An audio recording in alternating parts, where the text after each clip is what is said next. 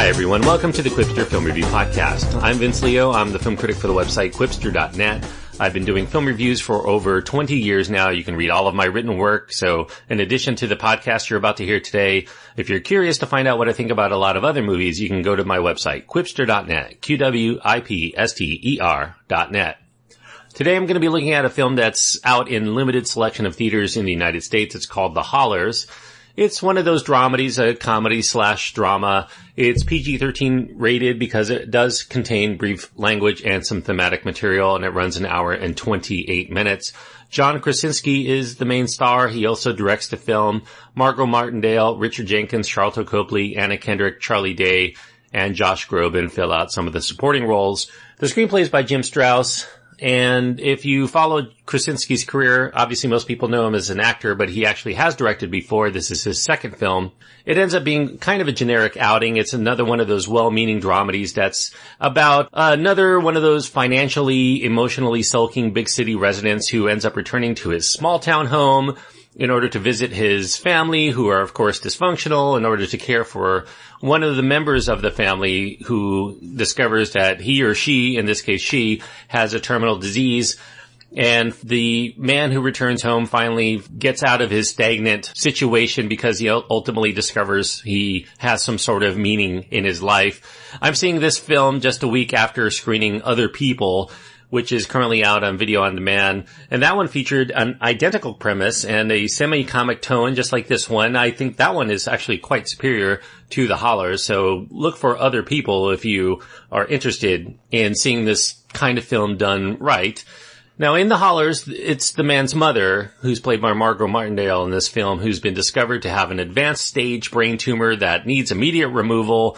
Krasinski plays the role of the man who must come back home. He is this very bored office worker. He's a would-be graphic novel author named John Hollar. He moved to New York. He's currently awaiting the birth of his baby with his well-to-do girlfriend, Becca, who's played by Anna Kendrick.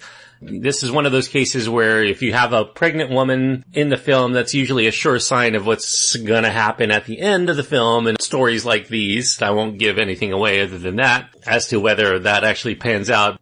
John receives a call to return to his Midwest home. It looks like it perhaps is supposed to be set in Ohio, but it was actually filmed in Mississippi.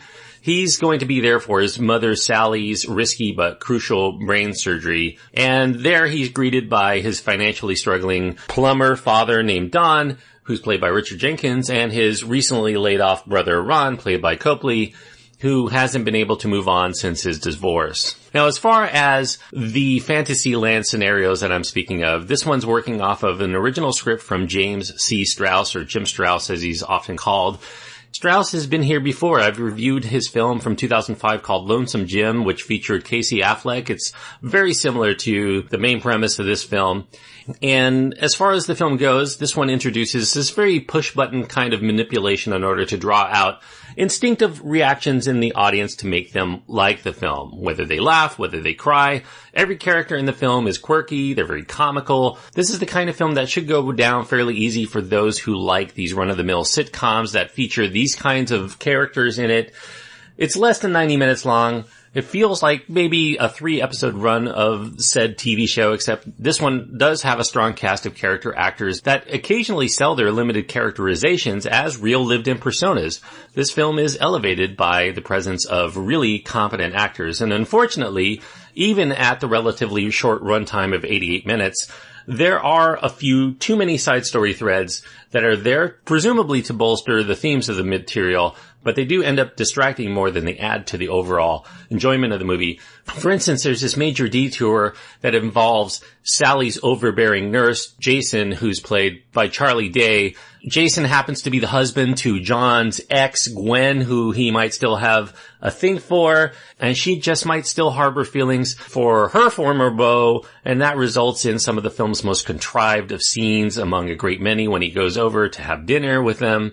Something you could never envision happening to begin with, and what happens during this dinner is so phony and forced, it does manage to weaken the overall effect of the movie, unfortunately. However, for as cliched and as artificial as the first hour or so plays, I will say that The Hollars manages to gain some good traction as a moving story in the final half hour, Perhaps this is because it's bolstered by the heavier use of its esteemed veteran players, Margot Martindale, who delivers in a stunningly convincing, heart-wrenching moment of pre-surgery panic. That scene alone is the standout of this film and actually almost sold me on the film as a whole. There was also Richard Jenkins, who may be even more nervous about the potential of Sally's condition than she is. Jenkins is almost always a good actor, but I think that his role here has him going from manic to sad to comical in a way that's probably impossible for anybody to really pull off. Even a person as skilled as Jenkins could not do it, unfortunately. But I do think that if the film had been more about these characters played by Martindale and Jenkins and less about the comparatively uninteresting younger brothers played by Krasinski and Copley, whose lives are in this state of perpetual stagnation and whose stories we've heard before countless times in independent films like this, I think that there would be a good movie to boast about, because we don't get a lot of stories about older couples dealing with death in a serial comic fashion. Obviously, there have been films like that before. Many of them are very good, but generally they've been very, very sad movies. And it would be interesting to see that play out in this perspective. But I think it would have helped also to bring out the drama of the situation and to spend less time on the broad humor in this film, such as we have some silly slap fights in this movie. We get scenes of a man who's stalking his ex while using large binoculars right across the street and in full view of her home. You know exactly where that scene is going to go. We get this forced injection of stereotypes regarding the nationality and perhaps the martial arts fighting skills of their Asian surgeon, who's played by Randall Park. Silly antics like this, many of which were probably improvised in order to try to bring a little bit of levity to the film that could have been a little bit more heavy given the subject matter, and it results in an uneven viewing experience, unfortunately. Some of this material may work for some viewers, but overall it does detract from the emotional component of the film. I do think that The Hollars is going to be viewed as comfort food for those viewers who want an occasional laugh, or maybe to have a few tears welling up for the purpose of this tearjerker kind of movie. But I think that as a whole, it does traverse on a well-worn path that many often better movies have been before. So it feels like a lot of other movies you may have seen before. It's not quite as good as those. It does have occasional moments. You know, it's kind of like the family at the heart of this movie, the Hollars. The Hollars as a movie and the Hollars as a family have trouble keeping it all together, but there are individual moments in which they manage to find their way.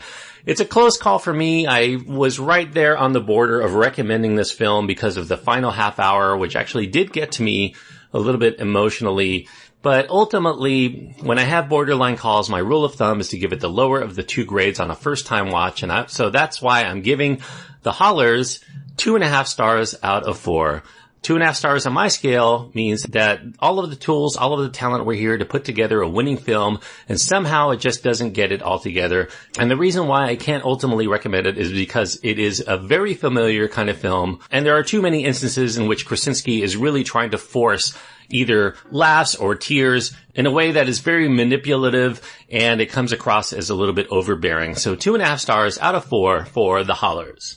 Thanks everyone for listening. If you do end up seeing The Hollars and you want to chime in and let me know what you think, you can do so by going to my website, quipster.net. You can find my contact information there as well as links to my Twitter feed and Facebook page. I encourage you to either like me or friend me on one of those, and you can write to me anytime and let me know what you think about this movie or any other movie that you so choose. Also, I do want to mention that if you've been a long-time listener, you want to support the show, the best way you can do that is to go to iTunes and leave a review, or to go to patreon.com/Quipster and leave a donation. Quipster is spelled with a W. QWIPSTER.net is where to go for all the information.